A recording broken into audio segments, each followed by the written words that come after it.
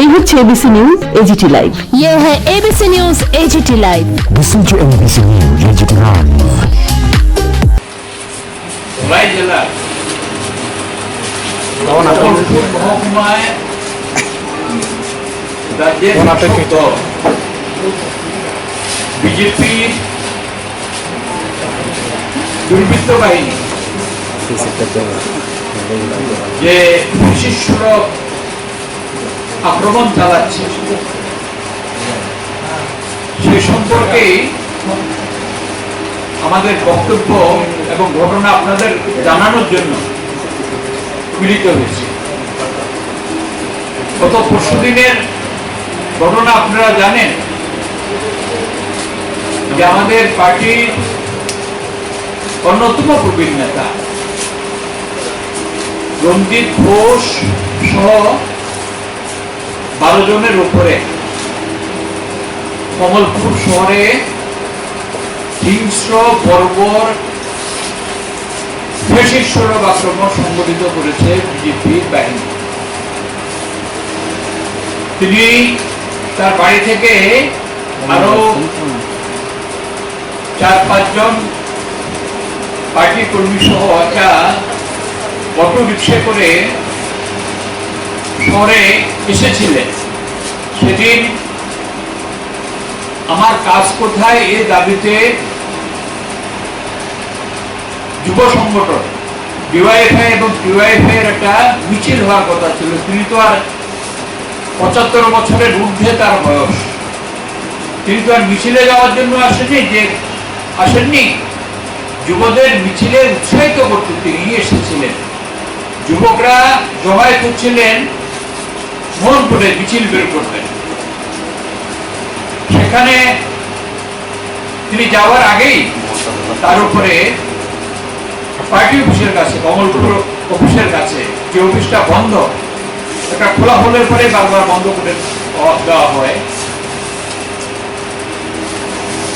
সেখানে তার উপরে আক্রমণ হলো, হিংস্র আক্রমণ। তিনি তো জানেন এখন আপনারা যে ত্রিপুরা মেডিকেল কলেজ হাসপাতালে চিকিৎসাধীন রয়েছে। তার মাথা ফাটিয়ে দেওয়া হয়েছে, সাবল জাতীয় অস্ত্র দিয়ে তার পিঠের হাড় ভেঙে দেওয়া হয়েছে, নাকে আঘাত করা হয়েছে, হাতে প্রচন্ড রকম ইনজুরি। রবিচরণ দেববর্মা আরেকজন আমাদের প্রবীণ নেতা, তাকেও প্রচন্ড রকম মারপিট করেছে, তিনিও গুরুতর আহত, হাসপাতালে আসতে পারছেন না। পুরো হাসপাতালে এসেছিলেন, তার আগরতলা আসার কথা, কিন্তু সাহস পাচ্ছেন না। আমরা চেষ্টা করছি টাকা আনার জন্য, এবং আরো 12 জন কর্মী আহত হয়েছে। যুবদের মিছিল করতে দেওয়া হয়। সমগ্র ঘটনাটি ঘটেছে পুলিশের সামনে, শহরের পুলিশ, মহকুমা পুলিশের সামনে। একজন আক্রমণকারী গ্রেপ্তার হয়। পুলিশের সদর দপ্তরও আমরা জানিয়েছি সঙ্গে সঙ্গে যখন আক্রমণ চলছে। তারপর গতকাল রাত্রি 10টায় প্রথম খবর পেলাম যে কমলপুরের মানিক ভান্ডার, যেখানে আমাদের কমলপুরের মহকুমা অফিস, সে অফিসটি বন্ধ। গত 2018 সালে 3রা মার্চের পর থেকে অফিসটা বারবার আক্রান্ত হচ্ছে। কয়েকদিন খোলা রাখা হয়েছিল, তারপরে বন্ধ করে দিতে বাধ্য হয়েছেন আমাদের পার্টির সেখানকার নেতৃত্ব। সেই বন্ধ অফিসটা রাত্রি 10টা নাগাদ বিজেপি দুর্বৃত্ত বাহিনী বাইকে করে এসে সে অফিসে আগুন দেয়। তার আশেপাশে দোকান আছে আমাদের পার্টির পক্ষ থেকে, এবং ওই বাজারের যারা ব্যবসায়ী তারা সঙ্গে সঙ্গে ফায়ার সার্ভিসে ফোন করেন। কমলপুরে ফায়ার সার্ভিস 5 কিলোমিটার দূরে একটা 10 তলা থেকে বস্তা শুরু হয়েছে, এই বিষয়টা নিয়ে কি বলবো? না, এটা করে আলাদা করে বলার দরকার নেই, এরকম তো হচ্ছে। এটা তো আপনাদের কাছে নতুন মনে হচ্ছে, এগুলো হচ্ছে রেগুলার, মানে প্রতিনিয়ত হচ্ছে, সেগুলোই তো আমরা বলছি প্রতিনিয়ত হচ্ছে। তারা আপনাদেরকে সাপোর্ট করে, এমনকি কোনো কথাবার্তা হয়েছে আপনাদের মধ্যে? না না, আমাদের মানে বা কথাবার্তা কোনো কথাবার্তা হয়নি। দেখুন এগুলো নিয়ে আর কি করবেন, আমি যেটার উপরে করেছি সেটা, এখানে কোনো কথাবার্তা হয়নি। আপনি বলেছেন যে এই কেন মন্ত্রীর অপসারণ মন্ত্রিসভায় থাকছেন মন্ত্রীর মধ্যে, আপনারা কি মন্ত্রীর অপসারণ চাইছেন? সেটা তো আইনি ব্যবস্থা, তা আইনি ব্যবস্থার মধ্যে তো সে কি করে, মানে একটা মন্ত্রিসভায় থাকে কি করে, যে মন্ত্রী যেখানে প্যান্ডেমিক আইন লঙ্ঘন করে তার সিকিউরিটি ফোর্স নিয়ে গিয়ে আমাদের পার্টি অফিসে আক্রমণ করেছে, আমাদের নেতা কর্মীদের উপর আক্রমণ করেছে, কি করে থাকে? সেখানে তাদেরকে ছাত্রীদের পর্যন্ত মেরে ওই আগরতলা শহরের মধ্যে শিক্ষামন্ত্রীর বাসভবনের সামনে রক্তাক্ত করেছে। তো সেই পুলিশ যদি এখানে ব্যবস্থা নিতে পারে বিরোধী দলের বিরুদ্ধে, কেন শাসক দলের ইয়েতে তাদের নির্দেশে চলে যায়, নেমে আসে, সুরসুর করে নেমে আসে, তাদের গ্রেফতার করে না, কারফিউ অমান্য করে এই বাইক বাহিনী কালকে করেছে, যেরকম ভাবে মন্ত্রীর নেতৃত্বে কমলপুর শহরে তাণ্ডব চালিয়েছে তারই বাহিনী।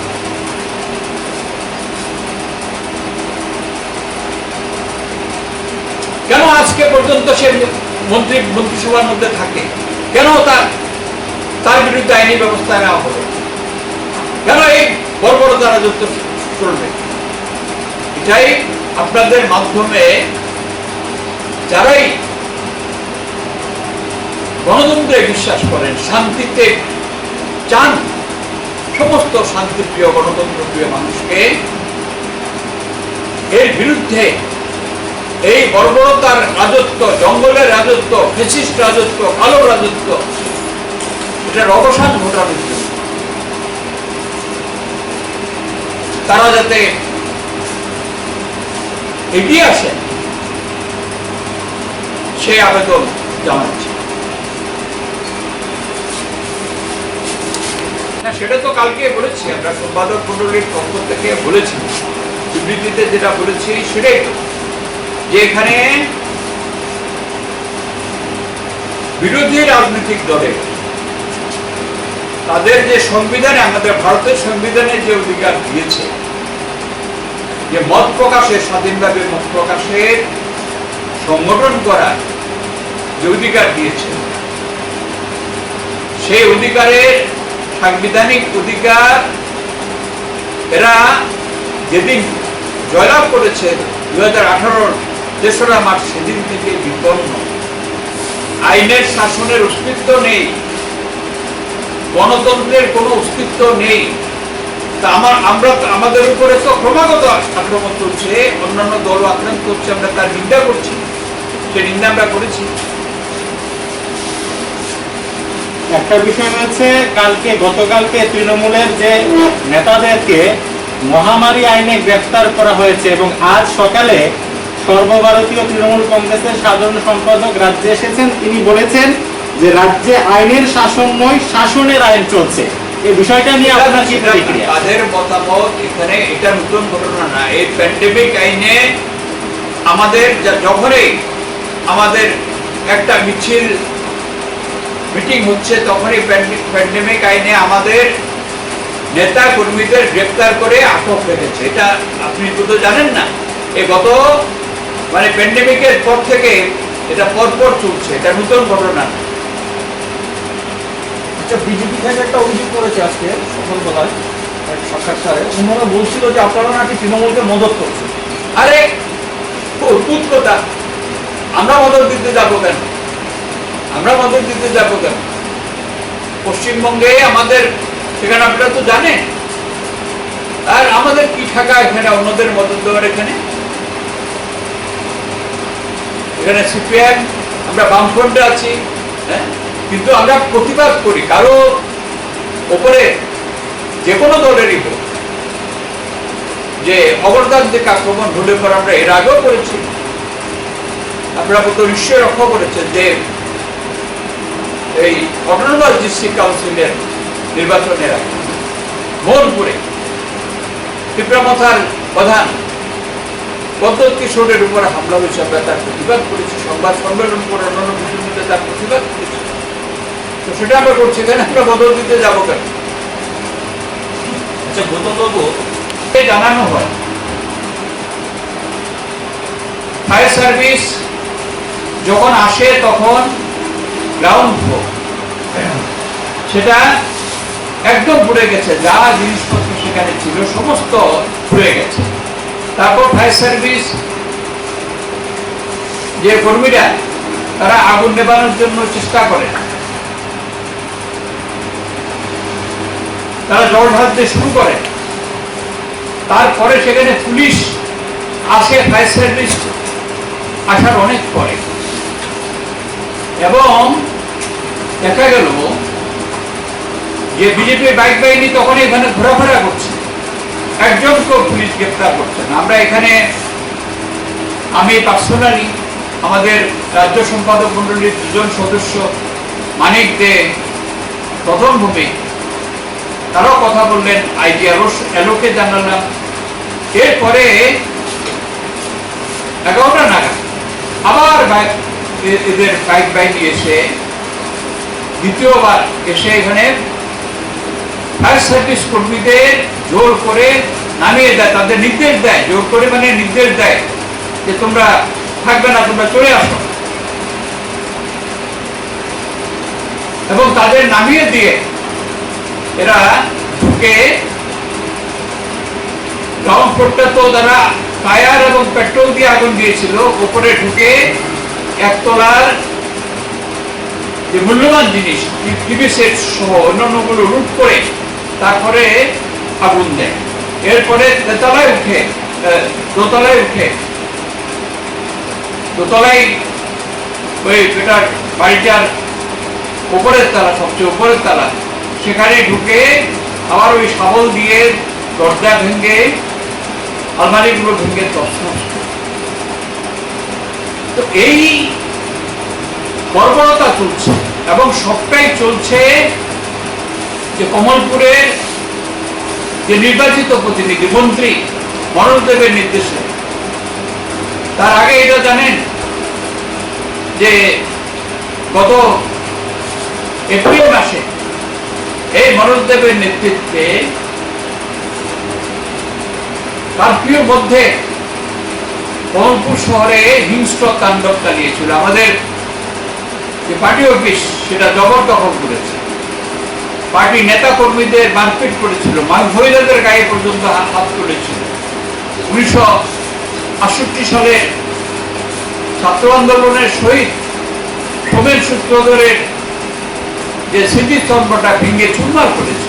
সমগ্র ঘটনাটা ঘটে পুলিশের সাথে, এফআইআর হয়।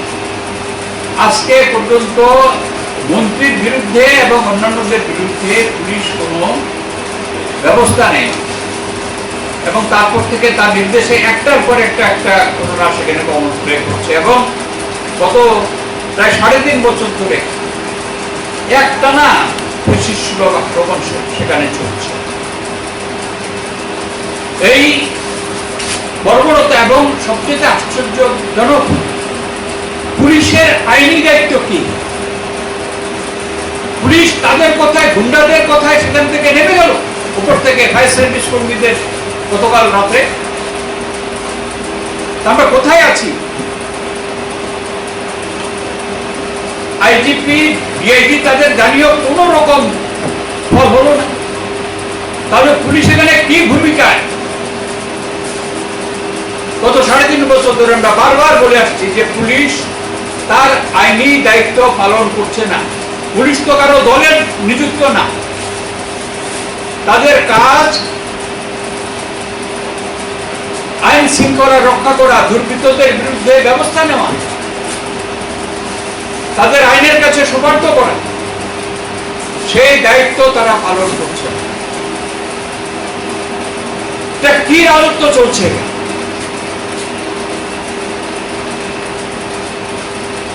এবং এই সমগ্র আক্রমণটা কেন? এই শাসক দল ক্রমশ জনবিচ্ছিন্ন হচ্ছে, তারা ভয় পেয়েছে। এই জন্যই যে বাইক বাহিনী যারা গত নির্বাচনের আগে তৈরি করেছিল, এখন সেটা কমছে, কিন্তু এখন যেগুলো আছে তাদেরকে ব্যবহার করছে এই সন্ত্রাসের রাজত্ব, সন্ত্রাস, ভয়, ভীতি, সেটা মানুষকে ভয়ার্ত করে রাখে। এর বিরুদ্ধে সমস্ত গণতন্ত্রপ্রিয় মানুষ দল মত নির্বিশেষে সোচ্চার হতে আমরা সংবিধান, আইন, গণতন্ত্র পুনরুদ্ধারে আমরা লড়াই করছি, রক্তাক্ত হচ্ছে। সেই লড়াইয়ে আমরা সমস্ত গণতন্ত্রপ্রিয় মানুষকে সোচ্চার হতে আমরা আবারও আবেদন জানাচ্ছি। এবং গতকালকে কমলপুরে যেরকম আক্রমণ হয়েছে, এখানে আমাদের জিরানিয়া, আগরতলা থেকে কতটুকু, জিরানিয়া মহকুমার রানীর বাজার থানার কোবরা খামার, সেখানেও কালকে রাত্রে 9:30 সাড়ে 9টা নাগাদ আমাদের একটা ছোট্ট অফিস আছে, সে অফিসটা ভাঙচুর করেছে। আমাদের পার্টি কর্মীদের 5টা বাড়ি আক্রমণ করেছে, ভাঙচুর করেছে। ওই ছোট্ট একটা বাজার আছে, বাজারে 3টা দোকান ভাঙচুর করেছে, 4টা দোকানে তালা দিয়েছে। একটার পর একটা ঘটনা ঘটছে, পুলিশের কোনো ভূমিকা নেই।